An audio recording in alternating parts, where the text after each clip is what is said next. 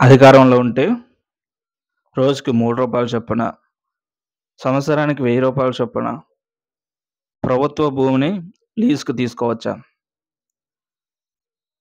అది కూడా ఫేమస్ అయిన ఏరియాలలో, పట్టణాలలో. క్యాపిటల్ సిటీలంటే ఏమో అనుకోవచ్చు.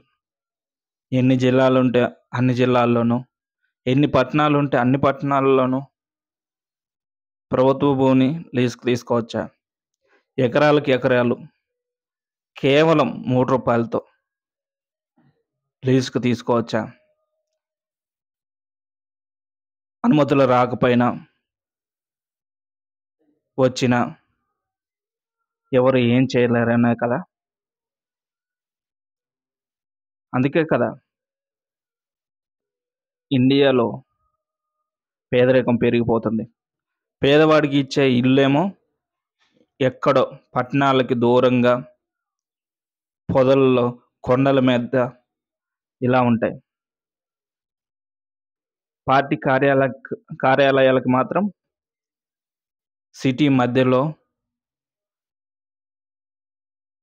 మధ్యలో ఇచ్చుకుంటారు ప్రభుత్వ భూమిని. అది రూ. 3కి, 33 ఏళ్ళకి.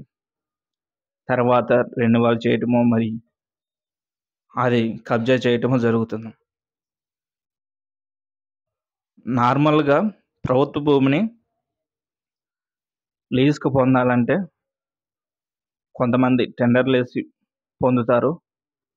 కొంతమందికి ఫేమస్ అయిన కంపెనీలకి, పెద్ద పెద్ద కంపెనీలకి ప్రభుత్వమే అలాట్ చేస్తుంది. అది క్యాపిటల్ సిటీలో అయినా, ఇంకా వేరే సిటీల్లో అయినా ప్రభుత్వమే అలాట్ చేస్తుంది. పేదవాడికి మాత్రం అట్లా కాదు.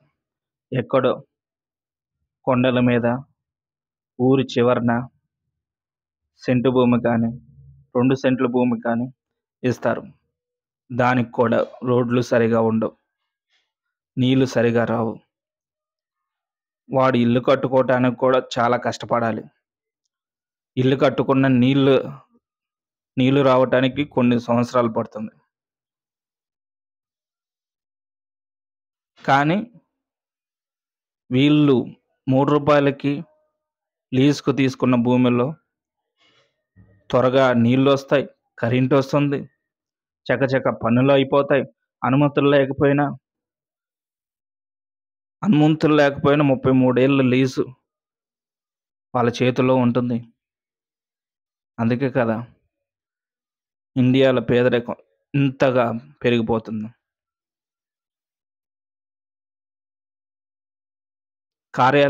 పార్టీ కార్యాలయాలకి, వాటికి, విలాసాలకి జనం సొమ్ముని కాజేస్తున్న ప్రభుత్వాలు పేదవాడికి 2 సెంట్ల స్థలాల్లో ఇల్లు కట్టించడానికి మాత్రం కొన్ని సంవత్సరాలు పడుతుంది. వాళ్ళు ఉన్న కాలంలో పేదవాడి సొంత ఇంటి కలను కూడా నెరవేర్చలేకపోతున్నారు. రైతులకి ప్రాజెక్టులు కానీ, నీళ్లను కూడా అందించలేకపోతున్నారు. వాళ్ళ పార్టీ కార్యాలయాలకు మాత్రం యథేచ్ఛగా నీళ్ళొస్తాయి, కరెంట్ వస్తుంది, లెక్కలు కూడా ఉండవు.